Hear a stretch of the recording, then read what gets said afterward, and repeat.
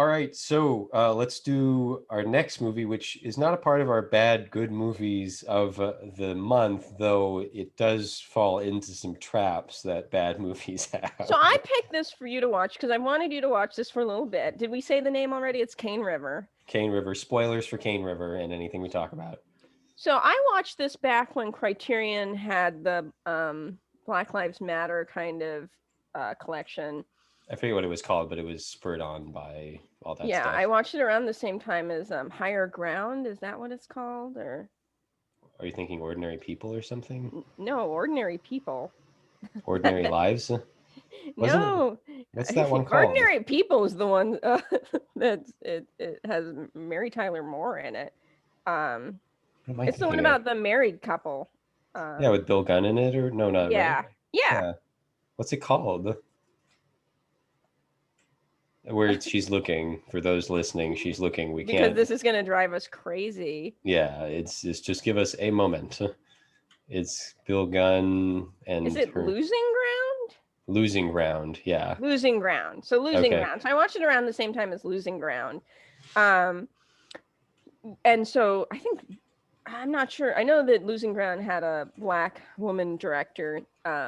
Cane River has a black man director, but apparently most of the cast and crew were black. I'm not sure with Losing Ground how much of the crew was black, but definitely a large part of the cast was. Yeah.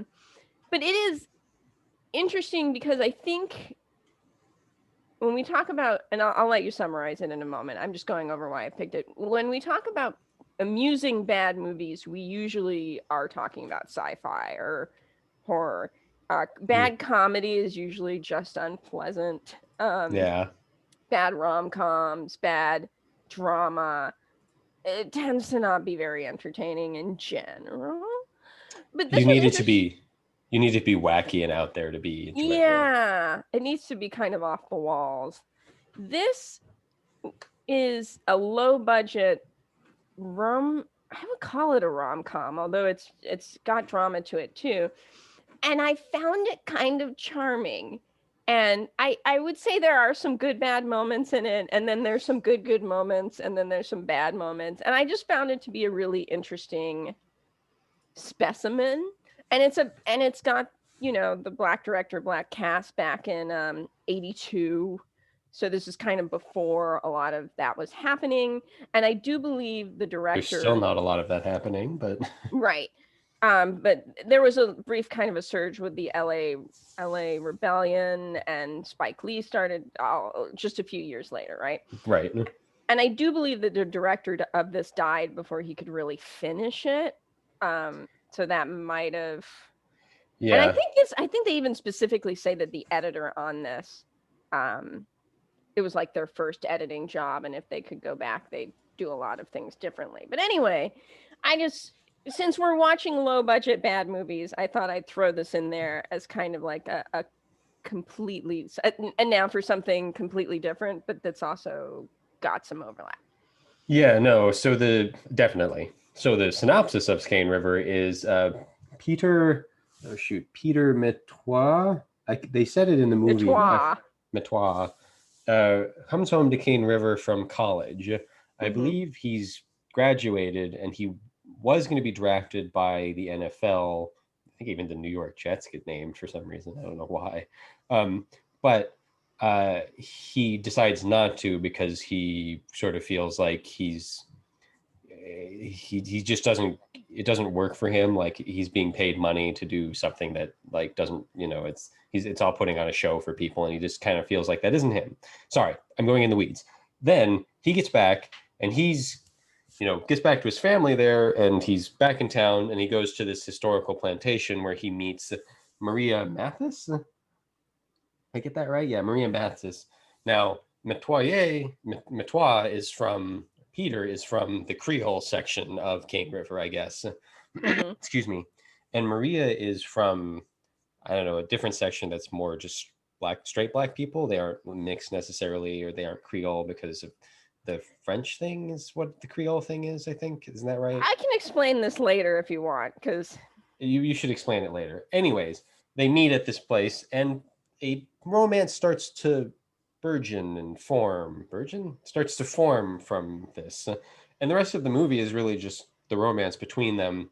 And there's a bunch in the movie about like class differences and like how Metois is descendant from the slave owners, and how Maria lives with her mom and her brother, and how their family is a little kind of crummy, and how she wants to be somebody and have a career and not just be somebody's wife. And so there's a lot of like, it's a very much a like interpersonal like character piece. I would not describe it as a rom-com because I don't think I laughed ever during it, or if I did, it didn't seem That like it very counted. last scene kind of did something for me. It just Right. was so tongue in Yes. cheek. Yes. That last scene is very tongue in cheek. We can go into that in a moment, or I'll go into that. Anyways, that's basically the synopsis. It's two people falling in love. And I think I'm going to do a quick bit, which is, so my girlfriend watched this with me, and she didn't really like Cane River. I think she was okay with it. I'm going to make this hand signal to her. This is what you thought of Cane River, right? Basically, she was mixed on it. And, I pointed out like, well, remember this is, 1982. This is black director, black cast, black crew. They're just there's not a lot of that kind of, not a lot of films came out with that sort of, I don't know what you'd even call pedigree or stuff going on with it. And that's interesting in and of itself. It's also a movie just about two black people falling in love. And again, this is not something we get even in today's world very often. Right. Most of the movies that I can think of that have large black casts are like the what's his name stuff, the Medea stuff. Like there isn't a lot of Tyler like, Perry stuff. Tyler Perry stuff, and there's just isn't a lot of this kind of filmmaking out there. It doesn't mean it doesn't exist. It's just, Well, it makes me think of Hollywood Shuffle, where he talks about you play a pimp or you play a slave, or you're supposed to be funny like Eddie Murphy. Like, even when a film, and often directed by and crewed by white people, it features black casts, it's very one-dimensional, and it's like all black people are the same, which also happens, to other minority groups sometimes, but definitely, it's like, I mean, or even to white people, but it's more an issue because minorities don't get represented as much. Right. Anyways, there was even a movie recently, Photograph, I think is what it was called. That's Lakeith Stanfield, and I think it was Issa Rae. I can't remember now. But like, and I was real curious about that. I still haven't watched it. I need to watch it. But so like, and it's just, this movie is kind of interesting for all those. I talk about movies being historical documents because sometimes that's their entertainment value, is the historical value more than the what's on screen. This doesn't fall completely into that. Like, this isn't, I can't remember what it was. It was one of the German expressionist films, or Metropolis even is kind of a historical document more than it is entertaining, though it is entertaining too. There are aspects of this that are a historical document. Again, 80s, black crew and director and all that. But at the same time, where it's a historical document, there is something kind of charming and fun about the story. Like, if it was edited a little better, like maybe if it was 20 minutes shorter or something, 15 minutes shorter, if the acting was a little better, if the pacing was a little better, this could be like just a really good movie. Like, it wasn't rediscovered until 2013, and it's only, I think, even more recently become popular. So it was the director's first film. He apparently worked in public television, so he wasn't unfamiliar with. And I like I said, I think he died before he completed it. Our male lead had never acted before and didn't act again. Our female lead is an actress, and I think she went on to direct stuff, possibly in plays. I'm not sure she did film, but so it's a real mix of people, who are practiced at what they're doing and who aren't. Right. And like, it's just a really like, I mean, here's, it falls into the traps of a bad movie by like, here's wide shots. They've only got so much film. Here's just two characters talking to each other in a wide shot. It's not very well framed.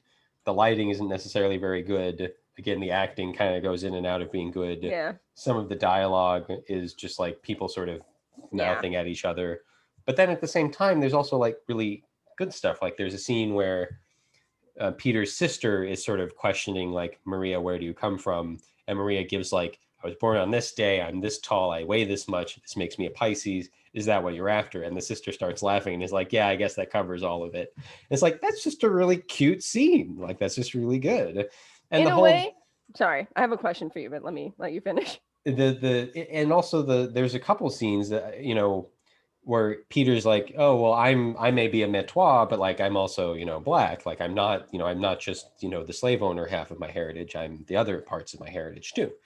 And, there's this whole discourse between them and all that stuff. They talk about it being a caste system thing, but, basically just people in different places in life from their heritage and not, and like whether they have money or not. Like, a part of the movie is about Peter trying to get this land back, and so he has money, and there's an interesting dynamic there that, even though the movie is kind of tough to watch in a few spots, is pretty interesting. So yeah, it's kind of a weird film. Did it make you think of? So I had you watch a bunch of LGBTQIA plus films at one point, and some of them were very much about, I guess, LGBTQIA issues, as you might put it, which isn't a bad thing to be about. But others were just about people falling in love who just happen to be attracted to the same sex. And in a way, there are class issues here, but they're not with white people so much. So what happened, and I don't really know what I'm talking about, and this is not a video podcast about history, but so... No. And we are two white people from Los Angeles. Right. I mean, before the United States looked like the United States, there was more than just, people from England and Italy here. There were French people. And where we live in California was very much Spanish and then Mexican. Yeah. And it's still a lot of that. Right. But there was a point at which point which California was very heavily Mexican and then got kicked out by. Yeah. So that's, Los Angeles, for example, white is minority compared to Spanish. But so there was a lot of French over in the Louisiana area. And so Creole is something I don't completely understand, but it was a real mix. And maybe it has to do with the culture that settled there. I almost think of like the Goa stuff from and this is what you get when you have people who are interested in from cultures, like making films about those cultures. Is the Creoles were landowners and slave owners and so on, and some of them were black or mixed race. But then in the same area you had black people who were descendants of the slaves. So that's basically what we have here, is that he has a French name, Metois. He's Creole. So he is higher class than Maria because she is descended from slave.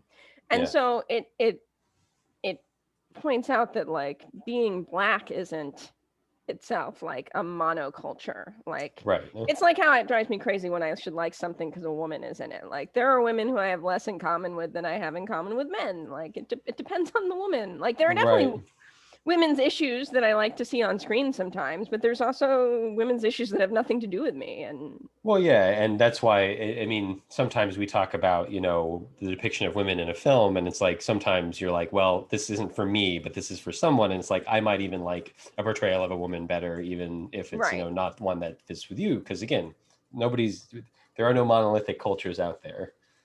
So I watched this around the same time as Losing Ground, as I mentioned, which was just kind of about a marriage. And they certainly mentioned being black and how they would be treated.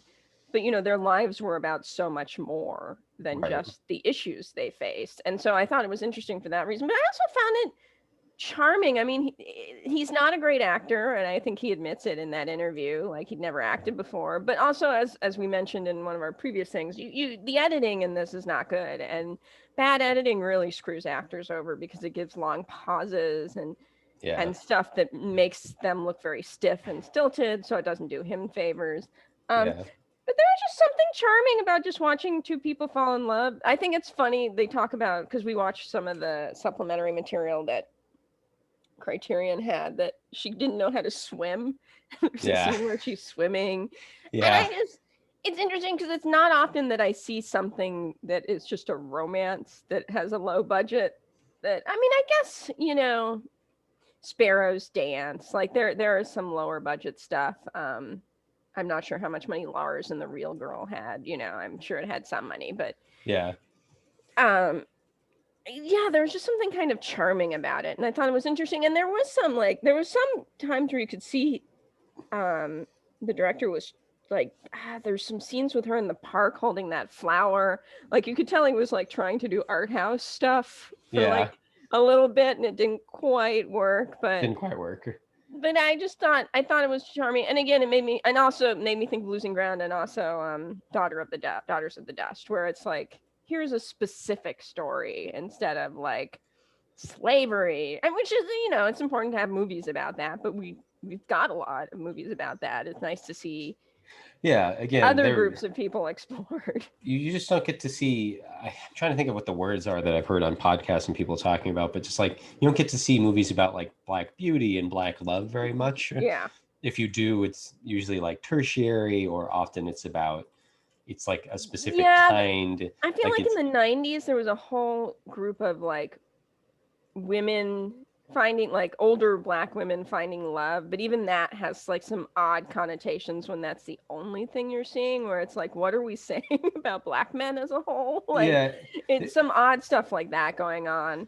A part of what's interesting to me is that, so Peter and Maria are both, products of the society and the world they grew up in, which is Cane River, and which I don't know if they even say where that is in the US, but somewhere in the US. And in the US, and even in the world in general, but mostly the US, like heteronormative man-woman couples, like that's what you see everywhere. That's how a lot of society is set up to, that's who society is set up for. Way more than just the US for stuff like that. Yeah, I'm just Let me tell you about the Korean dramas I've been watching. Well, I'm talking specifically about the US, but of course it is this all over the world. But like the US and the world, it's in general set up for heteronormative man-woman couples, right? And so whenever you see anything else, like you're talking about the LGBTQIA plus films, or films about like this, about a Black couple getting together, like there isn't as much, there's less stereotypes, not in general, I guess. There's less, it isn't as defined, and the world isn't really as set up for it. So like when they're talking to each other and trying to figure it out, I imagine because of the cultures they live in, they're used to dealing with it. But me as a viewer, like, I just don't see this. So I don't see people interacting and like trying to figure these things out with each other, because a lot of what you see, again, white heteronormative couples.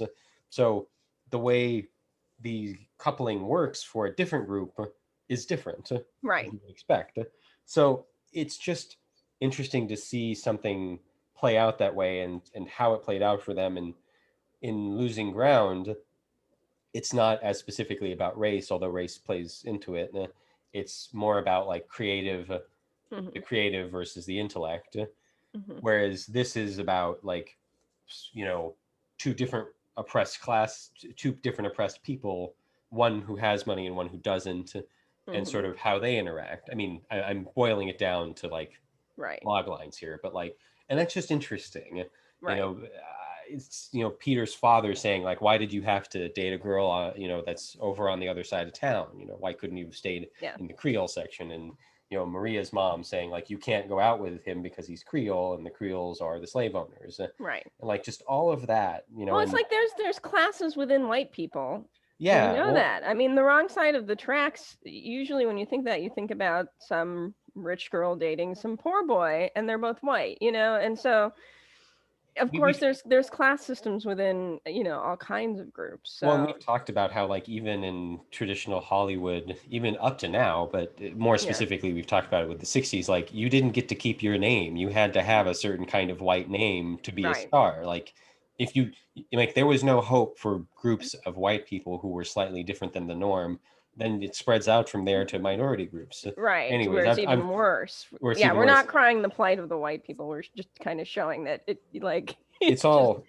bad. It's a system, should be changed. And I've gone slightly off track, but going again back to the movie, it doesn't work in a lot of ways, and there are boring sections of the movie. But at the same time, in the interview, I think I forget the name of the actress now, who plays Maria. Tommy something, she's got an interesting name.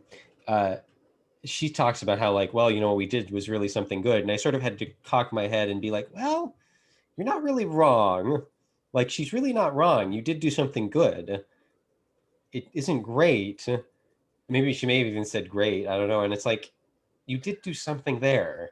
I wish it, I want somebody to like remake it. I don't usually want people to remake movies, but like, I want this to be remade by somebody who really likes it and has a thing for it. And, you know, you could make it modern or not or whatever, but like, I want to see a better done version of it because there really is something there.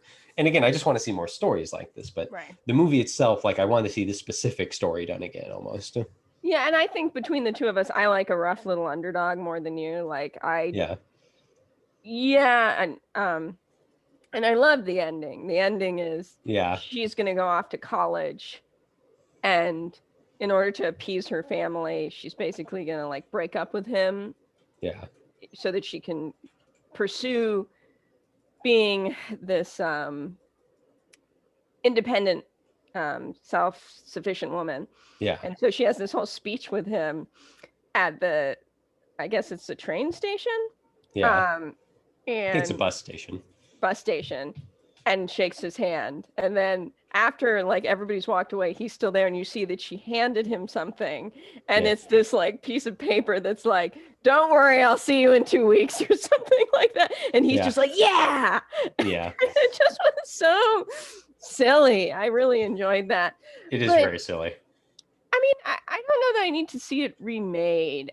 I kind of enjoy it for what it is. Like, I get it that it's boring in places and there's long shots and some awkwardness, and it certainly could have been tightened up in editing, but I kind of just enjoy it as this little funky little thing that's just kind of got a lot of heart and soul, and sometimes that, you know, makes it. I think you could do a more a version of it that would appeal to a wider audience wouldn't hurt, because I don't think there is as many people like me out there who will sit through Slithis and also Cane River. But not in general, no, probably. But it's another one of those two where it's kind of a shame it didn't get any kind of, because you think about like Rudy Ray Moore's stuff is just about as unpolished as this. It's comedic and it's kind of flamboyant and out there, so I think it gets a bigger audience. Yeah. But something like this could have gotten a small audience at the time. It's just the director died, and he could have maybe made better movies in another movie or two, and it just didn't have the chance to do it. And that was also a similar story with Losing Ground, where she died pretty young and didn't really, you know, she could have made other movies. But then you also see Julie Dash, who did Daughters of the Dust. No one gave her any money to do any movies after that. So, I mean, it just, who knows? But it's one of those where you wonder what the alternate history, like, I don't think the alternate history, if Horace B. Jenkins had lived, would have been that different from where we are now. But I'm kind of curious what ripples might have had something like this had any, you know, even if other filmmakers had seen it. Yeah, I agree, and I wouldn't want the new movie at the expense of this movie. Like, I want both of them. Like, I like this version of the movie, but because I like my bigger, you know, or my slightly, you know, my prettier movies, I want to see a prettier version of this. Yeah, but it is just, yeah. I don't know. At the end of the day, like I'm thinking on this movie, and I'm like, there's just a lot of stuff I kind of enjoyed about it, even though it was kind of dull in places and a little bit tough. But like, oh, and the music. Oh, that's right. That's the thing I didn't want to forget about. The music in this film is all done by a guy. That guy is, I think, is it Leroy Glover who did he got. And originally Sidney Poitier's daughter was going to be in this, but it wasn't her at the end of the day. Yeah, Leroy Glover is under music. I think it's Leroy Glover who did the music. There's also Philip Manuel, but I think that might have been the guy who actually put the music together with the film. I'm not sure, but the music in this, there are sections of this that feel like a music video. And that's a problem for a movie. And one of the problems that this film has is occasionally I'm like, it's just some interesting music with some music video backdrop stuff.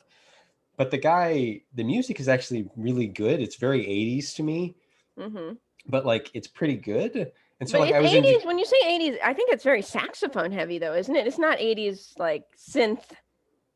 I guess maybe Beverly Hills Cop type stuff. No, but I guess not. I'm not as good with the decades, but it's very of its time. Let me say that. Mm-hmm. And it feels, it's unfortunately, it overpowers the movie. But Mm-hmm. like, if I were to see a new version of this, I'd want that same music almost. Like, Mm-hmm. it's a certain kind of music, and I enjoyed it a fair bit. So, anyways, I think I've run out of things to say on this. I I just ultimately, think it's I like low budget more than you overall. You do like it. I'm not saying you don't like it. yeah. And for me, this was just a charming low budget thing. I basically agree. It's just a charming low budget movie, and there's some really interesting things going on, and I wish we had more of these, and maybe someday we will. And I'm gonna just keep searching the internet for other movies like this when I get a chance, you know. But it's good. Wish there was more. I'm curious about the alternate history you mentioned as well.